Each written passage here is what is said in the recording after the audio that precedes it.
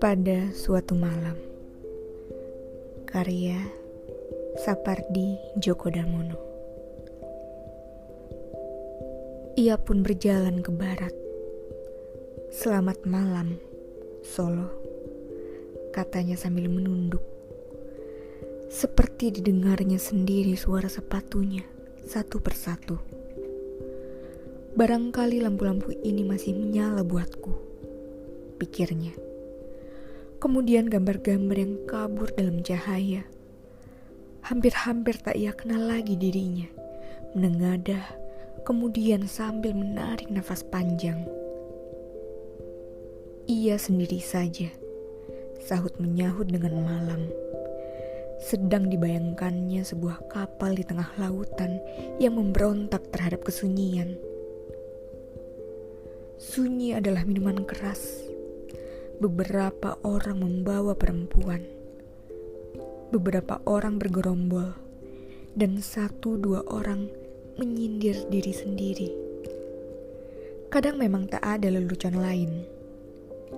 Barangkali sejuta mata itu memandang ke arahku, pikirnya. Ia pun berjalan ke barat, merapat ke masa lampau. Selamat malam, gereja. Hei, kaukah anak kecil yang dahulu menangis di depan pintuku itu? Ia ingat kawan-kawannya pada suatu hari Natal di dalam gereja itu.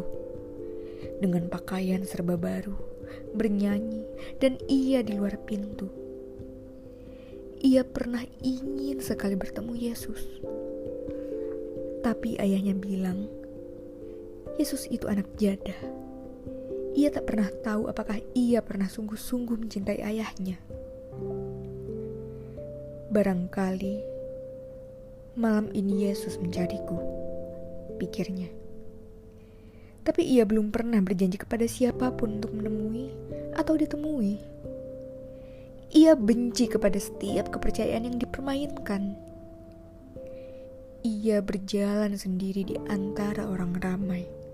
Seperti didengarnya seorang anak berdoa. Ia tak pernah diajar berdoa. Ia pun suatu saat ingin meloloskan dirinya ke dalam doa.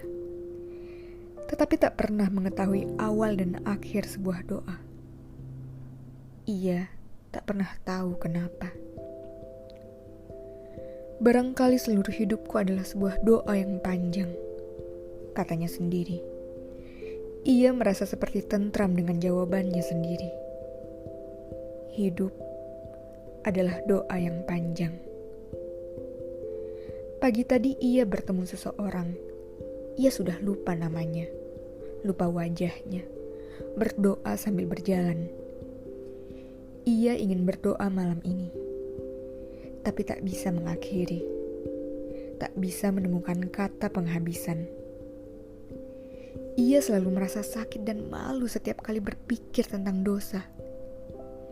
Ia selalu akan pingsan kalau berpikir tentang mati dan hidup abadi. Barangkali Tuhan seperti kepala sekolah, pikirnya ketika dulu ia masih di sekolah rendah. Barangkali Tuhan akan mengeluarkan dan menghukum murid yang nakal, membiarkannya bergelandangan dimakan iblis.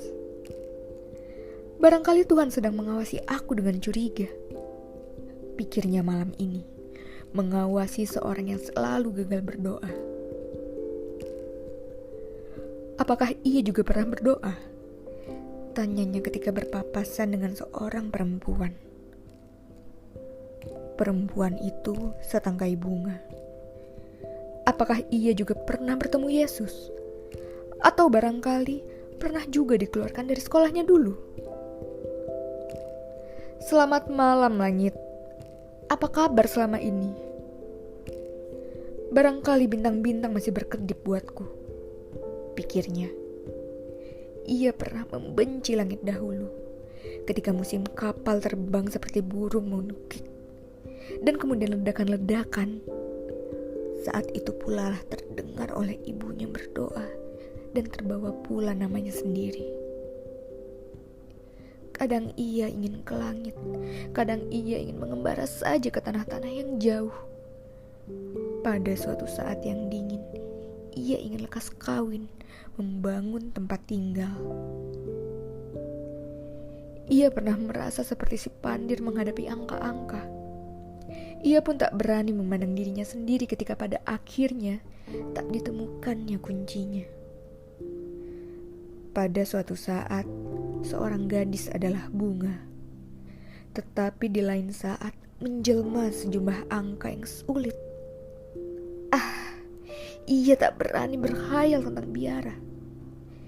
Ia takut membayangkan dirinya sendiri. Ia pun ingin lolos dari lampu-lampu dan suara-suara malam hari dan melepaskan genggamannya dari kenyataan. Tetapi disaksikannya, berjuta orang sedang berdoa.